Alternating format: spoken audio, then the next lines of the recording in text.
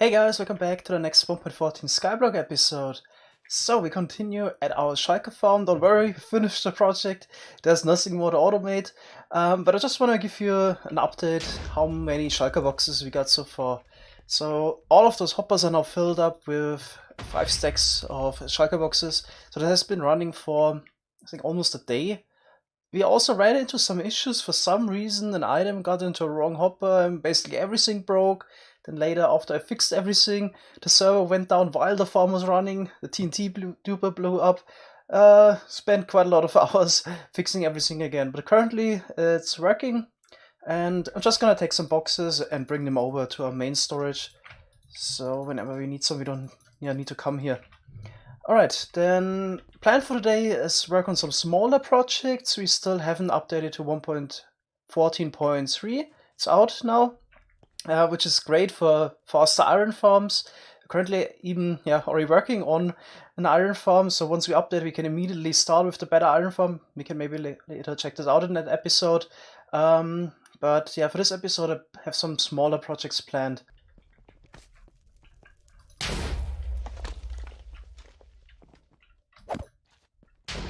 Got him. Nice. Alright, one of the first things we want to check out is the unfortunate situation in the Nether Hub. Well, a lot of the Nether Hub was actually built out of flammable materials, and that backfired quite a lot. So I think Scicraft was active here. Yeah, bad news. The Nether Hub burnt down.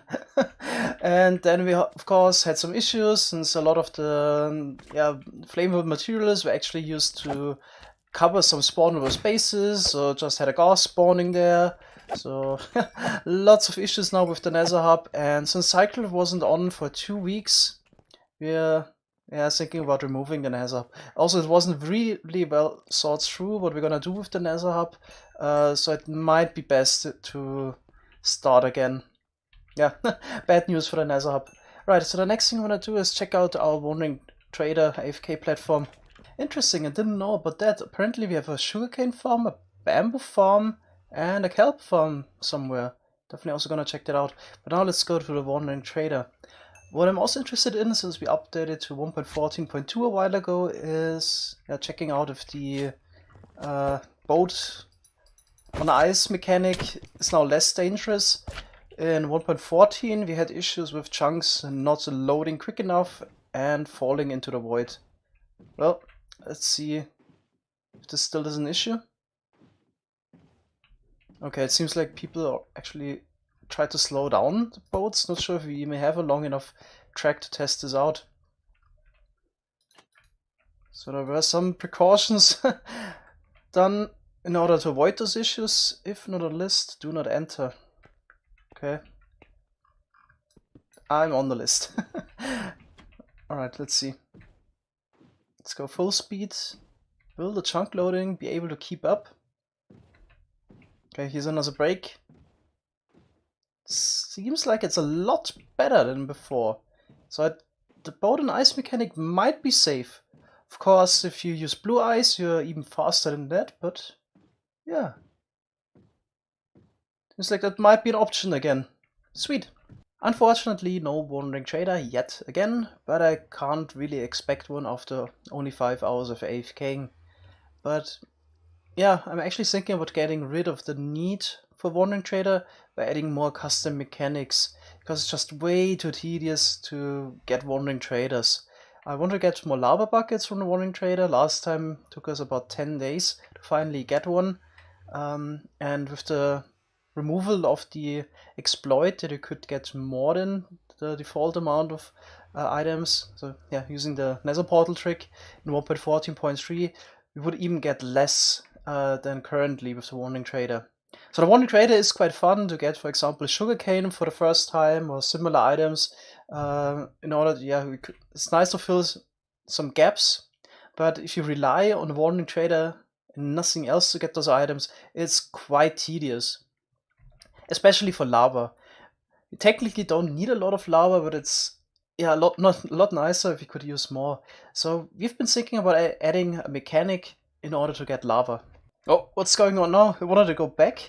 want to get out of my boat, and I'm in some weird ghost mode, or the boat is actually. Yeah, it seems like we have a client-side ghost boat. Alright. That's a bit weird. I think we already checked out the blaze farm a while ago. Yeah, we did. I'm searching for the sugarcane and bamboo farm. Maybe it's in that portal, so let's check that out. It says nothing. Is this a surprise, or was this a failed attempt at a sugarcane farm? Let's check the other side. Right? No, it's literally nothing. And we're getting attacked. What? What? Okay, I know what happened. Let's just run away. People have been building those 5x5 portals way too often. Yeah, it's such a bad idea. Here, 5x5 portal, gas can actually spawn on this block here because they have enough space. So then, yeah, one way to prevent this would actually be to place a block on the side. Now this would already avoid gas spawning. It's definitely not a good idea in the Nether to build a 5x5 portal. I switched to a creative world to show you the mechanic that we added in order to get lava. The idea is that we smelt obsidian back into lava, and we don't do that just with a furnace because it would be a bit boring. And also one of the goals of adding a mechanic was to not mess with the Skyblock game balance we had so far. So you're still supposed to get your lava by buying it from a wandering trader. And the way we did it is that the process to smelt obsidian requires a bit of lava in the first place. So if you have an obsidian block here and fully surrounded with 6 lava sources, so flowing lava doesn't work, it has to be a lava source, then there's a chance that the obsidian gets converted into lava. The chance is not really high. If a random tick selects the obsidian block, there's a 10% chance. So on average, it would take about 11 minutes until the obsidian is converted. I already increased the random tick speed to 3000, so it won't take long. There's no, really high chance that it already happened. Yeah, as you can see, the obsidian got converted into another lava source. And of course, now we want to automate the process of getting those lava buckets, because it would be quite tedious to do that manually. So what needs to be done would be essentially to place lava around the obsidian and then check every 10 minutes or 20 minutes if the obsidian got converted. So remove the top lava source, check, okay, there's still obsidian, then put it back. Okay, so it already got converted, then we can bucket the rest and place the next obsidian block. One of the main challenges is of course detecting when the obsidian got converted into lava. And this is quite tricky because the block is fully surrounded, so something like a observer wouldn't pick it up, or a block update detector. So that's why we have to find a different mechanic. So how do we do this? We had a couple of ideas already. For example, put a fire resistant mob on top of the obsidian. In case the obsidian melts, the mob would sink down, we can detect it somehow. Pressure plate or something like that. Another idea was to have 2 mobs that would stand on the opposite side of the obsidian, and in case there's obsidian, the eye contact would be blocked. For example, have a zombie chasing a villager or something like that. In case the obsidian melts, then they would have eye contact. Another idea was to remove the top lava source, try to power the obsidian block, and have a piston sitting below that is getting powered by quasi-conductivity. So right here. Then another idea I had was using daylight sensors. Since in 1.12 lava was transparent, but unfortunately I just found out about that. This mechanic got also changed. There was of course nothing in the patch notes, so one of the hidden 1.14 changes. Lava is no longer transparent, so you can see it here. If you take a look at the sky value, 15, place lava, 14. In 1.12, and I'm quite sure also 1.13, the lava wouldn't have changed anything about the sky light value. Right, so that's also out of the question. We could have done something like this, have the obsidian here, and in case it gets converted into lava, then the torch would have turned on. But yeah, this doesn't work anymore, so we also can't use that. Too bad that we don't have a particle detector. You could have used that. I'm really running out of ideas right now. Too bad you can't detect a beacon turning on and off. This would have been also a possibility. I'm kind of out of ideas how to do it. In case you got something really nice that I didn't think about, maybe let me know in the comments. But maybe it's time to go back to the daylight detector idea. If you would place a block on top of the daylight detector here, then you will see the signal strength will be reduced quite a lot. So at the moment we got 15. And we place the obsidian here, then down to 8 already. So what's happening here? The light has to go to the side, of course, and then for every block we go further down, the light level is also reduced by 1. So that's why we got 8 there. Alright, let's also place some lava around, see what we got then. So it should also be reduced a little bit further. Okay, down to 7. Right, I'm quite sure if you would now convert the obsidian into lava, the light can go straight through the lava again. And this kinda should change the output. So let's try it out. Tick speed 3000. Yep, we went up to 9. So that's something we can use, I guess. So I also put a daylight detector here on the side. And I reduce the light level by placing a leaf here on top. So it's going to reduce the light level by 1 for each layer. Now I already prepared the obsidian in the middle. Let's see if this torch would turn on if it gets converted to lava. Yes. Alright, so this works. Let's also now check if this would work at each time of the day.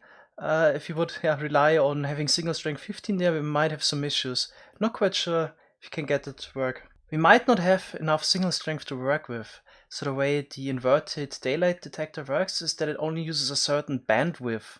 For example, if it's complete night, then the signal strength is 11. The only way to get it even higher is placing blocks above. Now we could raise it to 12, and if you surround it like this, it would go up to 13. And that is used here with this contraption. We can detect a change in the signal strength value if you have a block above or not. And this works at each time of the day, of course also at daytime. At the moment we just don't get any signal. If you put something above, we get 1. So if we put 1 above here, then we could pick that up. But since everything is already reduced by 7 levels, we don't have enough bandwidth to work with that. So if we would now set everything to night again, then here, as you can see here, we got signal strength 15 on both. This is not enough to detect the difference. So we're really close to solving the issue, but not quite yet. Essentially what I need to do is to reduce the light level by 3 at most, but I don't think this is really possible. I could still move the daylight detector up 2 blocks, but then we're still above the value we actually want. So there's a bit of an issue. I'm gonna try around a little bit, I guess. I got really close to solving the issue, but unfortunately the signal strength is 1 too low here. So we got 11. The signal strength is reduced by 4 by not having obsidian. If there's obsidian, it's reduced by 6. Yeah, if you look at that again with the inverted daylight detector, if this is reduced by 4 more by default, then at night we are at 15 already. So I can't really notice a difference anymore. That's the issue right here. If this would have been just 1 light level higher, then this contraption would have worked. So I'm really stuck now. I took a 2-hour break because sometimes it helps get a new idea or find a solution for the problem. This time no luck. I pretty much came to the conclusion that it's not possible to do it with the daylight detector. Well, I could make a working system, but it would only work for 15 hours every Minecraft day. The other 9 hours it wouldn't work. And even worse, it would actually detect the wrong thing, so that it actually got converted when it didn't. So yeah, let's get rid of that idea. Next thing I was actually considering trying the entity method. So if we would have, for example, a wizard skeleton, it would just, once we convert this, would just fall down. Then we can maybe shoot it back up with a slime block. But I'm really not in the mood capturing entities and wizard skeletons. So let's actually try the other idea I had in the beginning. Try to power the Obsidian block and just run that on a clock. I was hoping that I could make a system that doesn't need to run on a clock, so like a daylight sensor system or yeah, the wizard skeleton one, but it's probably easier to try the clock design. Alright, I got the Obsidian powering system. It took me quite a while to get some clean redstone. So it works like this. The first thing we need to do is suck in the lava with this dispenser here. Then this piston here at the top would extend and retract again. This observer would power the Obsidian. And in case the Obsidian is getting powered, then this piston here is also getting powered by QC. Of course, we also need to update it separately. So that's why we also have this chain here that powers this piston, it extends and updates the piston right next to it.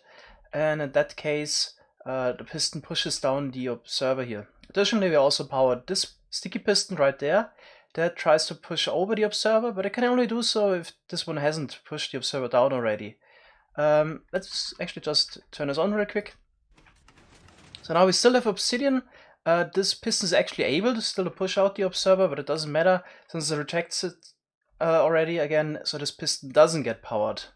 Let's see it once again. Okay, and in case we don't have any Obsidian there, then this piston will be powered longer, which is enough time to power this piston there. So let's do the random tick speed, 3000. This should be enough to melt the Obsidian in the middle. Let's try it out again. Okay, now this piston is firing. Okay, that's pretty much it. Now, in case the piston is firing, what we need to do next is get the lava out from the middle and, of course, place a new Obsidian block. That's something we need the movable dispensers for, of course.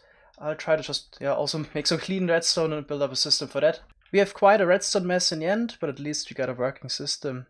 In the beginning I lost a lot of time trying to make it one wide, but there's just too much going on to be really feasible. Alright, so let's quickly go through it. In case the Obsidian got converted, then this piston here is gonna extend because it's getting powered by the observer. Alright, so far so good. Then what happens now is this observer here would trigger both rail lines. And the first thing that happens is that we suck in the lava block right over there, so we have access coming from that side, so we can push in the dispenser here that would get the middle lava. Right, that's also what we do coming from this activation line. So if you just follow the path here, we power the sticky piston, and here we have an observer that powers the dispenser in the right position to suck in the lava. And of course we also need a new Obsidian. That's what we're gonna do from the top here. So the sticky piston, which is getting powered here, pushes down a different dispenser. And check it out real quick, which has Obsidian in it. So here, with those chests, we can also refill buckets and Obsidian, of course. I'm just placed a glass block here because the lava actually tries to set the chest on fire. So sometimes we have a fire here, and it's a bit annoying. That's why I placed a block there.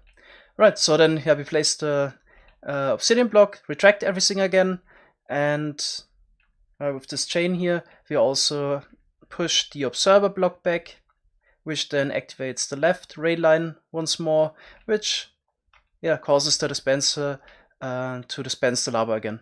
Let's also try this out. So currently we don't have any lava buckets in the chest yet. That's gonna change as soon as I activate this. And there we go. Now we have a lava bucket in there, and Obsidian got placed in the middle again. Hope you can see that. There's the Obsidian block. Okay, so in case I activate this now every minute or so, as long as the Obsidian is there, nothing happens. In case it melts, then we collect the next lava bucket, and so on. So all we gotta do now is hook up a clock that would activate this, I don't know, every minute I would suggest, so we don't get too much lag going on, but I think every minute is fine. As usual, it took way longer than I expected to make the system.